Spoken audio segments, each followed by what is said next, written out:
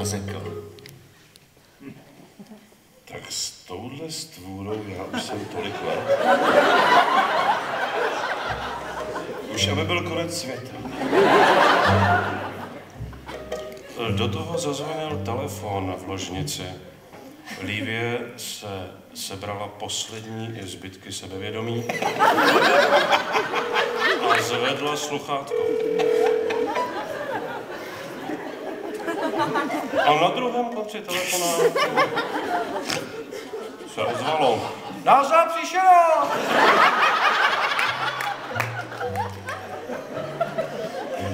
Dej mě Vendise! Tady je barák!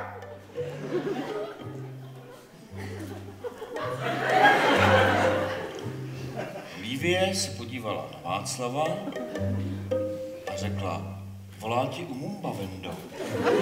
Vem si ho. Venca vstal pomalu z postele, spustil ručník, který byl přikrytý, a vykračuje si k telefonu. Au, a teď mě ale chytli záda. To je konec, Lívě.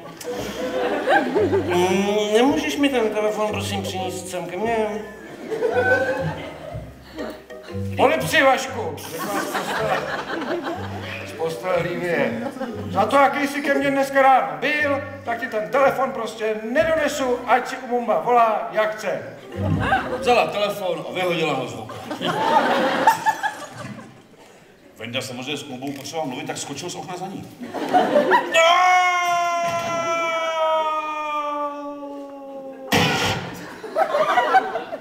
Recepční hotelu Termál v Karlových.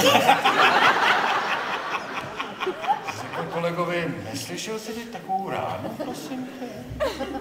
A do recepce vchází Václav Klaus s hlavou pod paždí. Recepční se na něj podívá a říká, pane, maškární tady máme příští týden. V tom Václav opustil svou hlavu na zem, poodstoupil 2 kroky,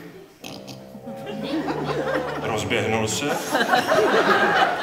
a strašnou mordou kopnul do své hlavy, ale u recepce stál Bartoška, který hlavu chytil a povídá.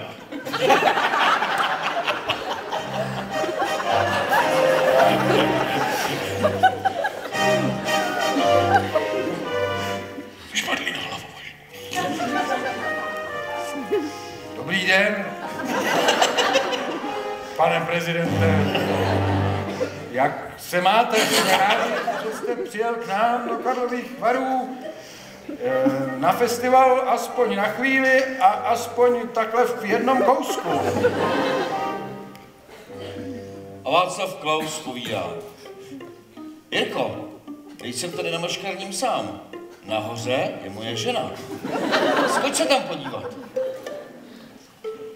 Jirka Bartoška vzal hlavu, šel k výtahu, hlavou přivolal výtah a hlavou zmáčkl 8. patro. Výtah dojel do 8. patra. Ale trvalo to strašně dlouho.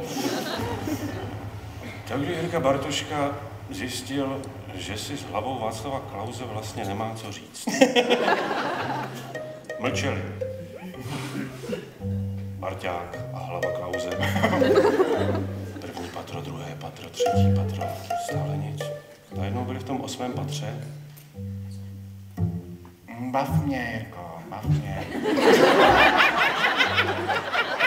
Řekni nějaký fakt, teď si herec, ne?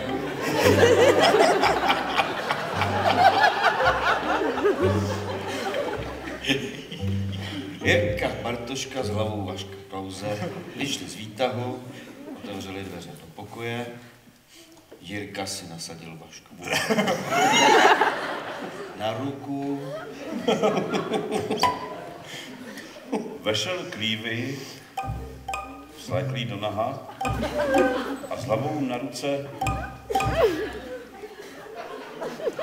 se začaly dít zvláštní věci. Oči Václava Klause na ruce Jirky Barťáka jako by se doširoka rozevíraly, na což jsme doposud nebyli nikdy zvyklí.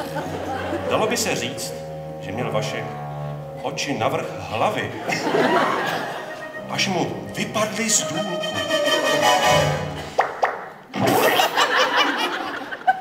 Nebude ti vadit, když si o té chvíli odložím brejle, Václave? Zeptal si Jirka Bartoška Václava Klause a Václav řekl, ne, ale co se dá dělat? Asi to uděláš, viď?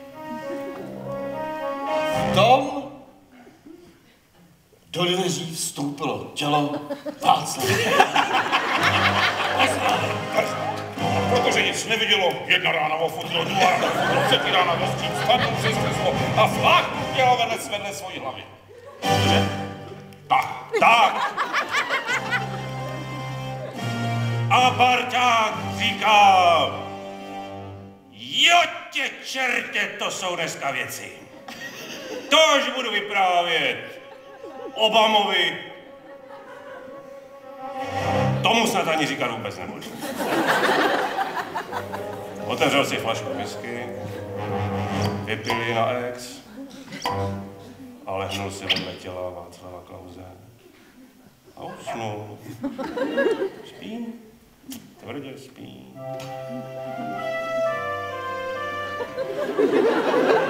A jestli neumřeli,